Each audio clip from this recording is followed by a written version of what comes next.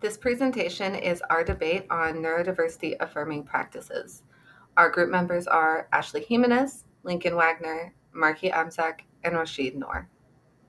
Historically, the goal of autism treatment has been to decrease behaviors that are associated with autism while increasing behaviors associated with typically developing individuals. This is often referred to as the medical model.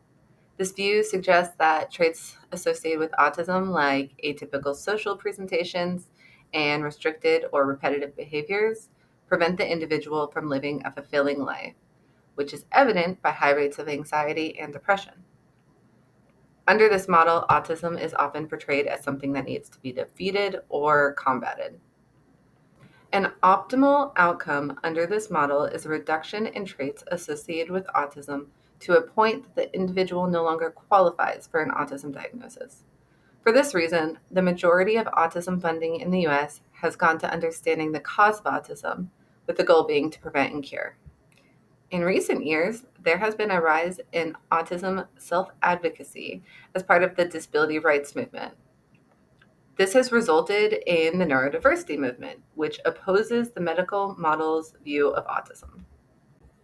Members of the neurodiversity movement believe that what the medical model calls deficits are actually differences in functioning. They agree that impairments exist, but believe that the cause is a poor fit between the individual and the environment.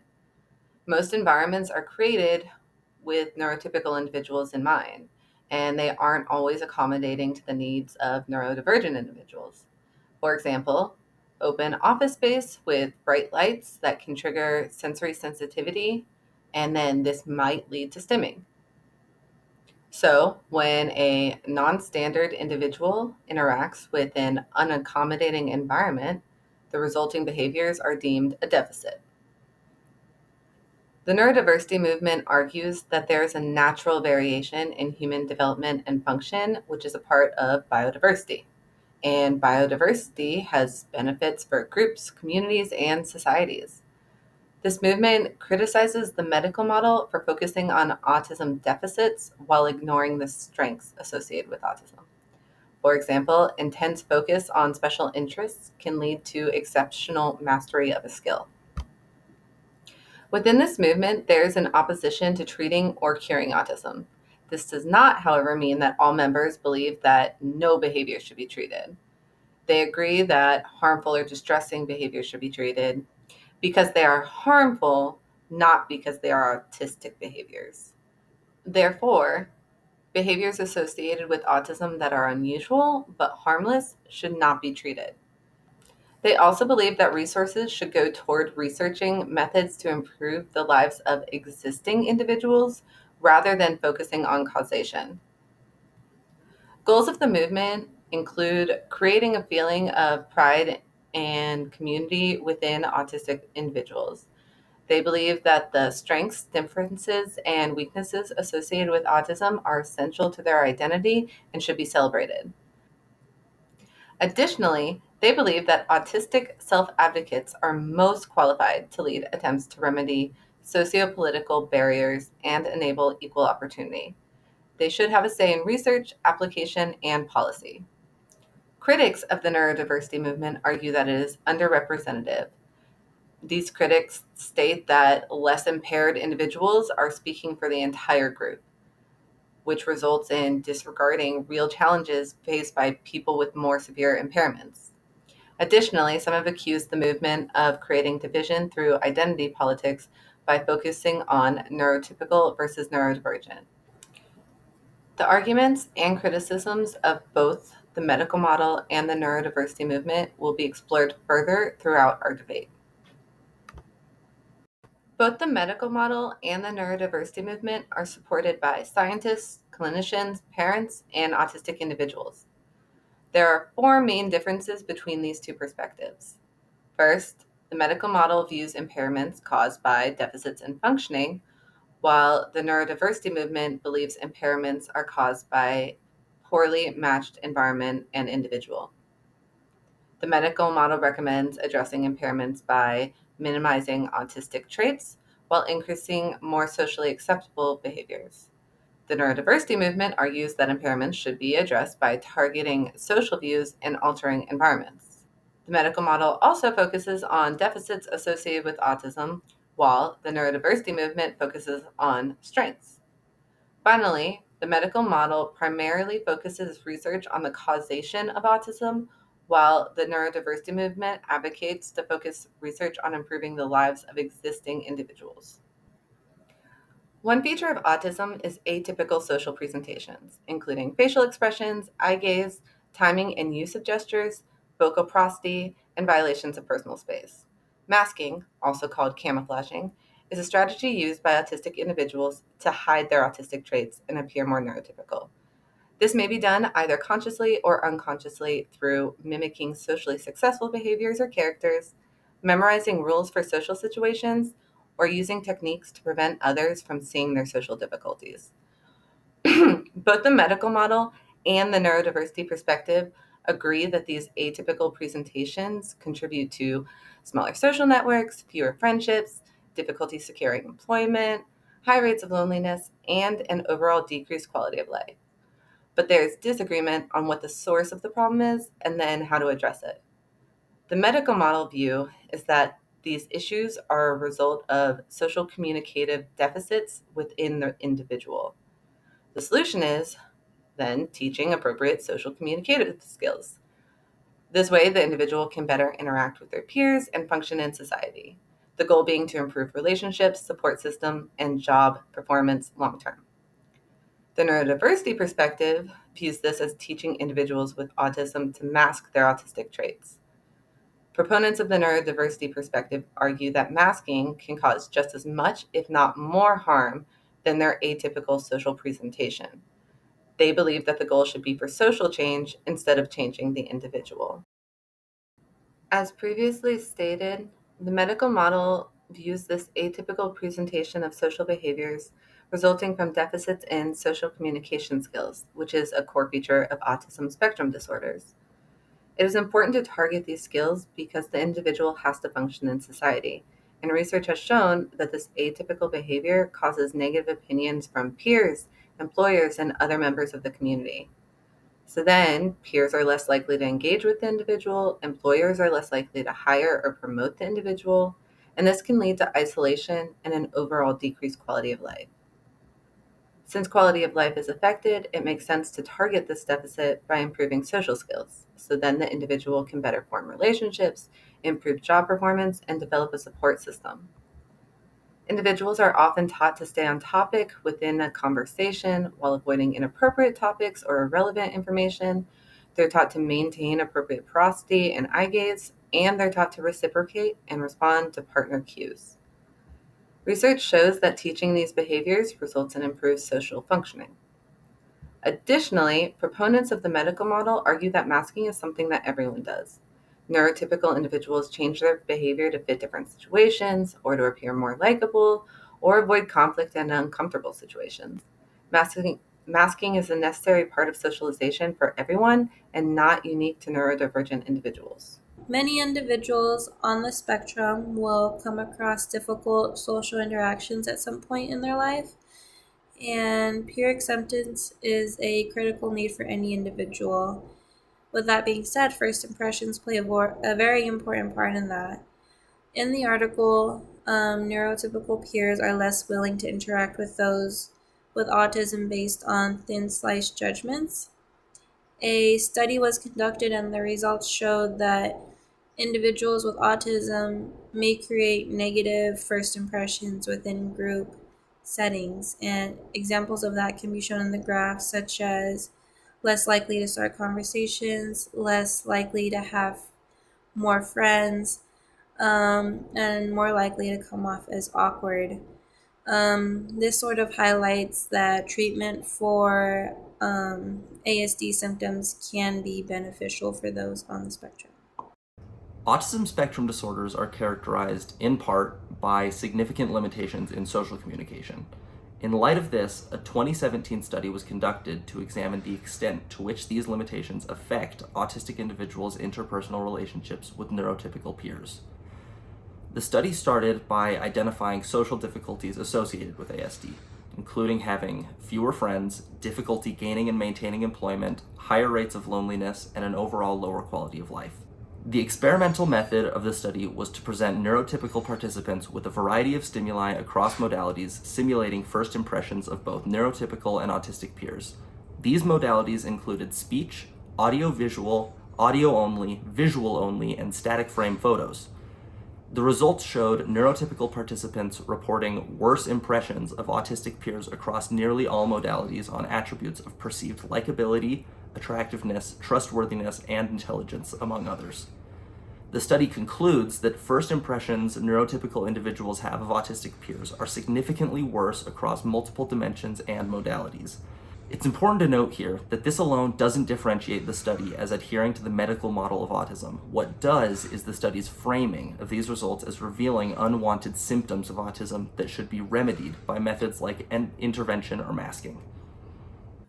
According to the neurodiverse perspective, the issue is a difference, not a deficit, in social skills.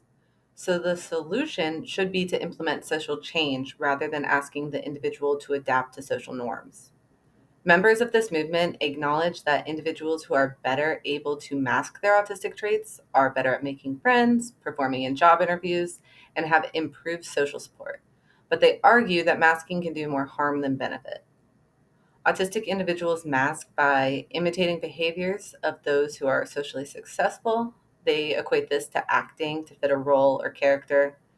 They also learn rules associated with social situations, like the correct facial expression to perform. Alternatively, they avoid showing their autistic traits by minimizing the amount of time they speak during conversation or avoiding social situations altogether. While some people report positive feelings after masking, the majority of autistic individuals report feelings of anxiety or distress caused by uncertainty of whether or not the masking was successful and the extensive effort it requires. Masking requires intensive monitoring of their own behavior and the reaction of the listener, and this is often exhausting. Individuals are not always able to control their own masking behavior, which prevents others from seeing when they are struggling.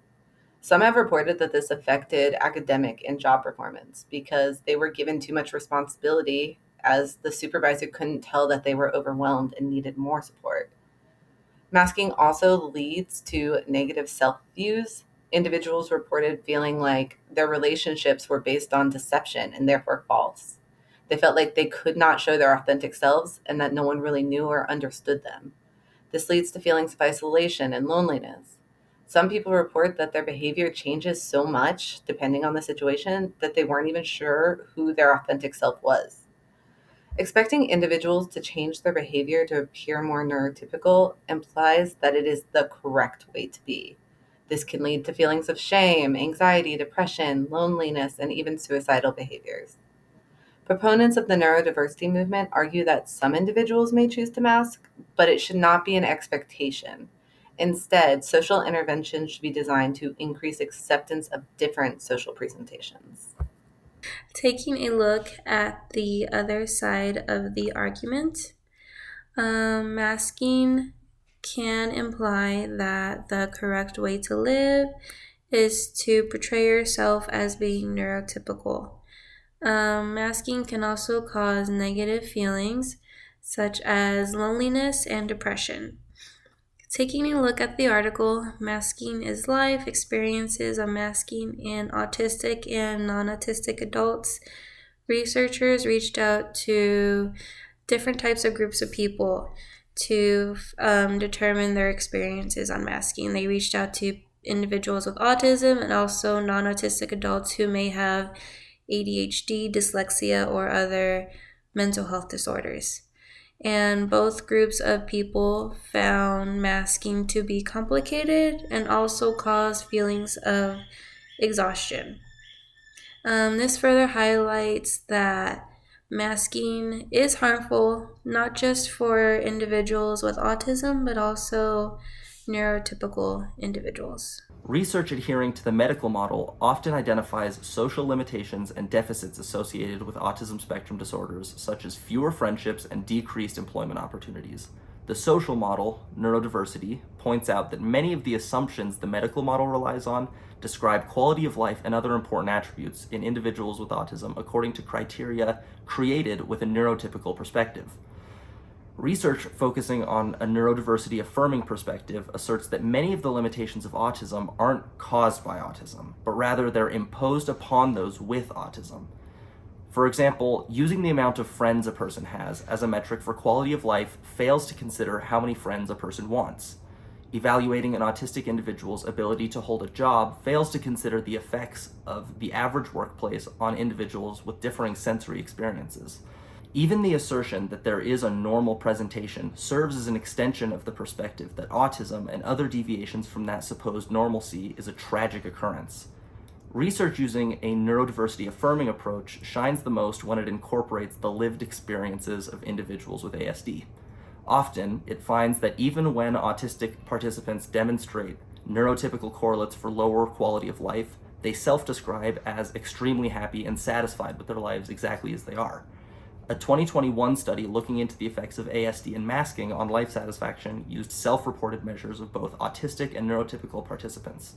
They found that masking is significantly correlated with lower measures of self-understanding and higher rates of suicidality. Further, the researchers found that these results were true of not only autistic participants, but also of neurotypical participants who reported that they also feel the need to mask parts of themselves to meet some standard of normalcy. Stereotypic behaviors are another example of disagreement between the medical model and the neurodiversity movement about autism. Stereotypic behaviors are repetitive actions that can involve any of the senses and may or may not involve an object. Like other behaviors associated with autism, stereotypic behaviors are treated with behavioral interventions under the medical model. The view here is that they interfere with adaptive functioning, they interfere with socialization, and they may cause health related issues. The neurodiversity movement argues that these behaviors are actually beneficial to the individual and suppressing them can be harmful. In line with their view of autism, they believe the real issue is the environment and social acceptance. So now I'm going to go more into why the medical model argues that stereotypy should be treated. First, it interferes with adaptive functioning. For example, a child who is engaging in stereotypy instead of playing with toys. And playing with toys aids development and socialization. Or an older child who is engaging in stereotypy instead of completing academic tasks or similar work which increase skills to lead to independence. Additionally, research shows that stereotypy correlates to negative ratings from peers. And the more stereotypy, the more negative the rating. This negative rating means that they're less likely to approach the individual, talk to the individual, and build relationships. This can contribute to the individual feeling isolated or a lack of support, which can contribute to mental health issues. Finally, stereotypy can lead to other health-related issues. This includes injury from headbanging or hitting themselves hard enough to cause bruising. It can also be illness from putting objects or body parts in their mouth, exposing them to germs from all different surfaces that they've come in contact with. For these reasons, the medical model argues that it is necessary and beneficial to the individual to treat these behaviors. Most commonly, the behaviors are treated with some combination of functional assessment to determine why the behavior is occurring, antecedent intervention, which involves altering environmental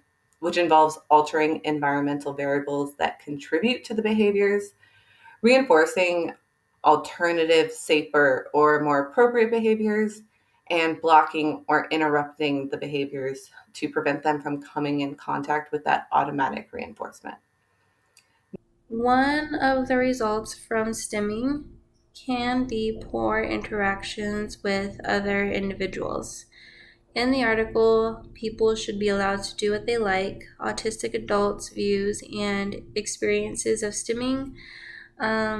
It was found that many individuals with autism face negative reactions from stimming, such as feeling devaluation, harm, resentment from others. They may also come across feelings of belittlement, shame, and being labeled as aggressive. This article highlights one of the reasons why stimming can be harmful for an individual with autism, as it can prevent interactions with other peers or create negative interactions for them. With stimming and stereotypy, the medical model again produces research that seeks to identify deficits associated with autism and reduce them. A 2018 study examines literature surrounding vocal stereotypy in particular. The researchers identify vocal stereotypy as being correlated with lower levels of correct vocal responses and examine the effectiveness of response interruption and redirection, or RIRD, as a behavioral intervention. Across the material reviewed, researchers found significant evidence suggesting that RIRD, especially when combined with other interventions, is an effective intervention for reducing vocal stereotypy and thus increasing correct vocal responses in other contexts. The article also, despite also identifying research that categorizes RIRD as a punishment procedure, goes on to define the technique as a, quote, relatively non-intrusive intervention. So now I'm going to go more into the neurodiversity movement's perspective on these behaviors. Autistic self-reports of stereotypy has shed new light on these behaviors. They've reclaimed them as stimming, which is short for self-stimulatory. There's a pretty universal description of these behaviors having a self-regulatory effect, and research based on these firsthand experiences suggests that these behaviors are in response to an excess of both positive and negative emotions. They're reported to have soothing and calming effects to these excess emotions, and they result in self-regulation and internal balance. Additionally, they've been reported to assist with motor control and bring joy to the individual. These firsthand accounts also describe the negative reactions that people get when they engage in stereotypy. Not everyone is able to suppress their stims, but because of negative reactions, some autistic individuals do try to suppress them. Those who are successful report it as effortful and depleting. Due to this increased effort, performance on academic tasks or work tasks decreased, and socialization was sometimes harder. When people adopted more socially acceptable stims, they report these as also effortful to maintain and less effective than the original behavior. Additionally, this increased effort to appear more neurotypical can cause damage to mental health because it suggests that the individual has to change something about them in order to be accepted by their peers. There are different views within the neurodiversity movement, but the most common is that unless a stim is harmful to the individual or others, it should not be treated. The movement acknowledges that stims can cause interference, but again, their perspective is that the issue is a poor person environment fit, not the behavior itself.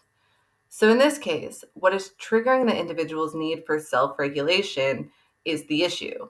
For example, an individual who is stimming rather than engaging in an academic task. Maybe the task is too difficult and needs to be adjusted to accommodate their differences. Maybe the environment itself is overstimulating and needs to be adjusted again to accommodate this difference. Either way, physically stopping or preventing the behavior from occurring should never be the answer because it's interfering with the individual's autonomy. The answer here is acknowledging differences through environmental modification and social acceptance. Taking a look at the other side of the argument, stimming should not be seen as something that is harmful or negative for an individual to do. There are 4 different causes that can lead to stimming, such as overwhelming environment, sensory overload, noisy thoughts, or uncontainable emotions. And stimming can serve a purpose with those 4 different causes. It can be a self-regulatory tool, and it can actually calm and soothe individuals when they are facing those 4 different stimming causes. Earlier, we saw that research depending on the medical model identified the deficits associated with stimming and stereotypy and evaluated methods of intervention created to reduce them in favor of correct responding. Here, it's important to note that research taking a neurodiversity affirming perspective doesn't deny those results or suggest that reducing stimming and stereotypy is impossible. Instead, these studies again shift the framing of the conversation away from solving autism towards solving the limitations imposed on individuals with autism by a world built for the benefit of the neurotypical experience. One way neurodiversity affirming research does this is by more closely examining the function and importance of stimming and stereotypy. While most literature vaguely attributes the function of these behaviors as automatic, there isn't a clear consensus about what regulatory mechanisms they actually act on. Studies were conducted in 2019 and 2021 using self-reported measures of autistic participants to better understand the lived experiences of stimming. Participants largely described the stereotypical behaviors as necessary to keep themselves regulated, particularly when they are feeling overwhelmed by the environment around them or other intense stimuli. Participants also expressed that they felt a stigma surrounding stimming and stereotypy that led them to suppress. They reported immense distress, both physical and emotional, to be associated with this suppression. Findings like these call into question the ethicality of studies that simply identify and evaluate interventions based on their ability to create this kind of suppression. Next, we're going to talk about the two sides perspective on eye contact. Eye contact is an expectation of both a listener and speaker in most social situations, ranging from a casual conversation to more formal job interview. Most people can detect when someone is making an atypical amount of eye contact, and it affects their perception of the individual. The medical model recommends teaching eye contact as it's beneficial for the individual's socialization and attending. The neurodiversity perspective is that targeting eye contact can actually be harmful. It is uncomfortable for the individual and requires constant effort to maintain, which can actually reduce their focus. Eye contact is a key item needed for positive social interactions, and a lack of eye contact may lead to individuals on the spectrum facing some type of social impairments. To further highlight the importance of eye contact, a research study was done by Daniel Sylvia and Kate Fisk, who took a look at the effects that eye contact has on skill acquisitions. 3 participants were involved in a discrete trial instruction, and those who established eye contact prior to being given instruction were found to have attained their skills faster than the individuals who did not establish eye contact prior to being given instruction. Eye contact is a crucial skill needed for success. In the article, Using Shaping to Teach Eye Contact to Children with Autism Spectrum Disorder, 3 participants were included in a shaping treatment session and have shown to have increased levels of eye contact. To add, a month later, after the treatment, results continue to show that all the participants had high levels of eye contact without any prompting needed. With that being said, eye contact can increase attending skills when presented with instructional stimuli, and this can lead to increased compliance with instructions, increased acquisition for manding and simple motor imitation skills, further highlighting how important eye contact is for individuals to succeed. Lack of eye contact, in addition to being an important early diagnostic indicator, is often a lifelong limitation associated with autism spectrum disorders. With this in mind, it follows that research abiding by the medical model of autism treatment has pursued effective interventions to increase eye contact in autistic individuals. A 2018 study sought to increase eye contact in young children through simple reinforcement. If kids provided technicians with eye contact, they were given more time with their favorite reinforcing items than if they didn't provide that eye contact. With this simple procedure, all children included in the study soon began providing more and more eye contact to their technician, and this behavior was then able to be generalized to other technicians. The study was a complete success. Instead of simply programming and implementing intervention to increase eye contact, a 2020 study was conducted to examine whether increased eye contact would increase a child's ability to acquire new skills through intervention across multiple contexts. The experiment in this study was also simple. Skill acquisition trials were run with technicians requiring eye contact and compared to the same trials being run without requiring eye contact.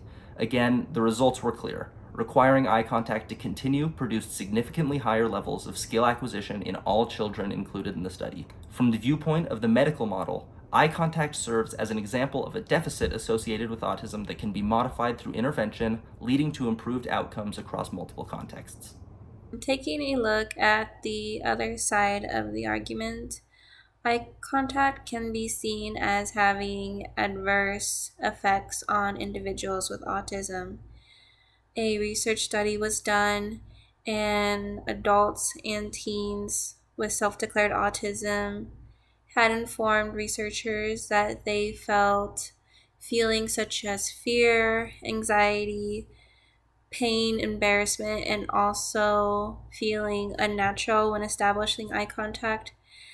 This paints the picture that eye contact is not seen as a helpful key for individuals when interacting with others, and it can actually hurt them in the end. The neurodiverse approach views eye contact as an unnecessary requirement and should not have to be taught to individuals.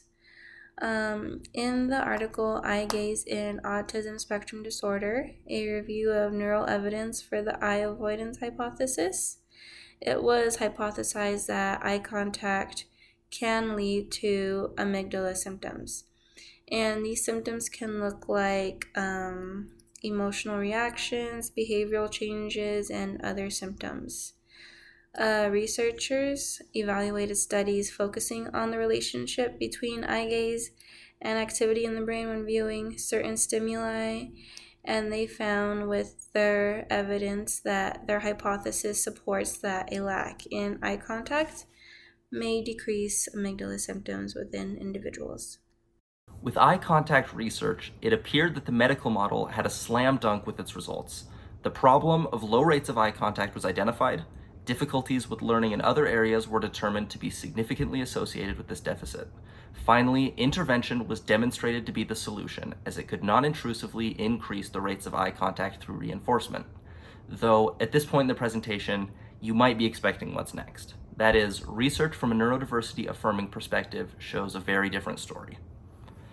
One theory about the cause of low rates of eye contact in individuals with autism is neurological, and while the picture is not entirely clear, a 2022 literature review provides compelling evidence that hyperarousal in the amygdala can make the autistic experience of eye contact extremely distressing.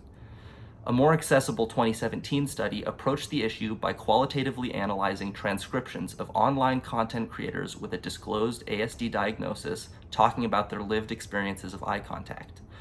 Across modalities, this study examined the experiences of 364 distinct individuals. When analyzing this data, the researchers identified common themes of adverse reactions to eye contact. Emotionally, this included intense fear and anxiety responses. There were also themes of physiological responses, including dizziness, lightheadedness, and nausea. Other themes included feelings of being violated, invaded, and overwhelmed. Several participants went as far as to describe eye contact as being like staring into the sun.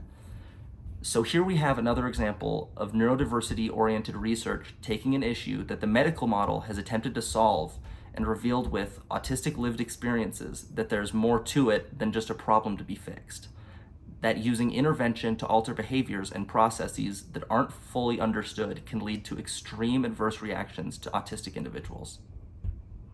In all of these points discussed, the medical model and the neurodiversity movement agree that autism leads to impairments. The medical model, having a pathology view of autism, wants to treat the behaviors caused by the disorder, so decrease atypical behaviors and increase more socially acceptable behaviors. The neurodiversity movement advocates for a view of autism as mere differences. They argue for environmental changes as needed and ultimately more social acceptance of different. This is an important debate for applied behavior analysis because historically it's been aligned with the medical model.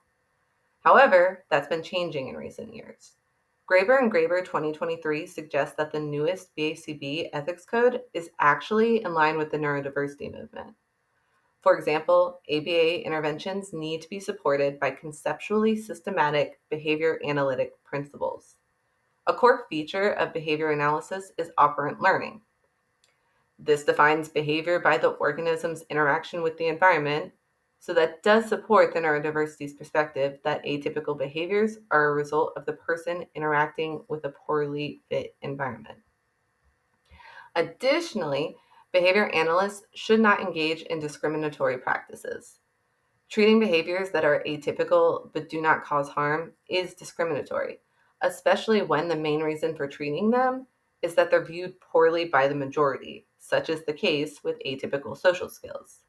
When the medical model talks about effective treatment, they're referring to effectively decreasing atypical behaviors and increasing socially appropriate behaviors. But what they haven't looked enough at is whether it was actually effective at increasing the individual's quality of life and long-term success. So while the neurodiversity movement does have a stronger argument, the medical model does still have valid critiques. For example, disregarding real challenges and being underrepresented. This is also a conflict within the neurodiversity movement. There's not universal agreement on to what extent the neurodiversity model can be applied. There's a large percentage of autistic individuals who lack the ability to communicate, and it is those with more advanced communication skills that are speaking for the entire group. Ultimately, behavior analysis is facing what Pelicano and Den Houting 2022 called the progression of science. This is from normal science to crisis to paradigm shift. So normal science being the medical model, and now we are in a period of crisis where we begin to question the current paradigm. So in this period, ABA is becoming more and more accepting of neurodiversity and including their voices in the research. We're moving toward a paradigm shift where neurodiversity becomes a part of normal science. But before we get there, there's still more research to be done and understanding to be gained. Thank you for listening to our debate on neurodiversity affirming practices.